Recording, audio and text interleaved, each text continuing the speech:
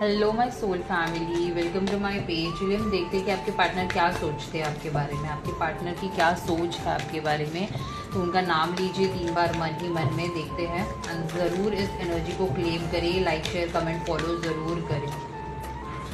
आपके पार्टनर ये सोचते हैं कि आप काफ़ी ना स्ट्रॉन्ग लेडी हो, काफ़ी स्ट्रॉन्ग पर्सन हो, like mind wise intellect wise आप काफ़ी एक स्ट्रॉन्ग पर्सन हो जिसके काफ़ी मॉरल्स है, लाइक काफ़ी सेल्फ रिस्पेक्ट मेंटेन करते हो और अपनी चीज़ों को ना एक दमदार वे में रखते हो कि सामने वाले उन बातों को मानने के अलावा कुछ कर नहीं सकते, क्योंकि आपके इतने स्ट्रॉन्ग ओपिनियटेड पर्सन हो जो कि काफ़ी रिलैक्स एंड काम एंड कंपोज्ड वेज में हर कोई इश्यूज अगर